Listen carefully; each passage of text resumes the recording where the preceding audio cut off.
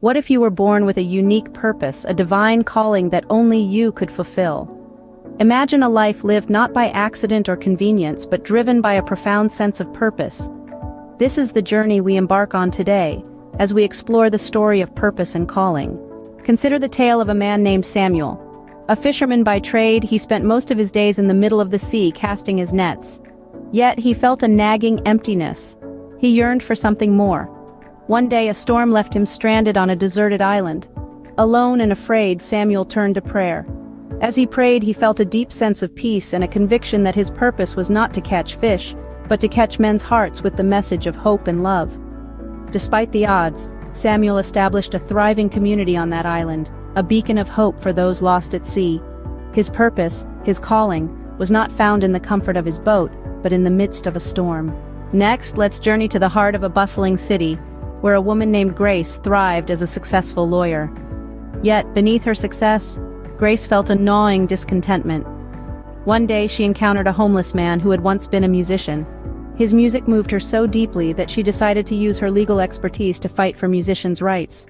In this unexpected turn, Grace found her true calling. Her purpose was not in the courtroom, but in the symphony of human rights and justice. Then there's the story of Eli, a young man who grew up in the slums, surrounded by poverty and violence. Despite his circumstances, Eli found solace in books.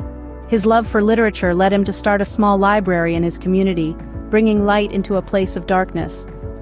Eli's story reminds us that our calling can be found even in the most unlikely places. His purpose was not defined by his environment, but by his passion for education and empowerment. Each of these stories paints a picture of individuals who found their calling in the most unexpected ways. They remind us that our purpose is not always tied to our profession, status, or environment.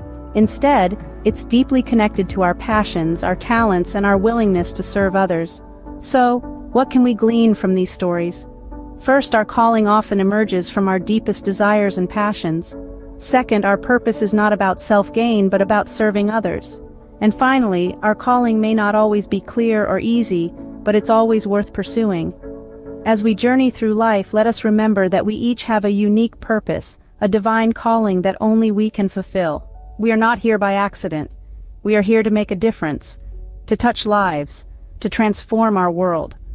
Whether you're a fisherman, a lawyer, or a librarian, your purpose is waiting to be discovered. So dare to step out, to dream, to explore. Finding and fulfilling your calling is a journey, not a destination. It's a lifelong exploration of who you are and what you're meant to do. It's about living each day with passion, with purpose, and with the courage to make a difference. So, as we close this chapter, remember you are here for a reason. You have a purpose, you have a calling, and the world is waiting for you to answer.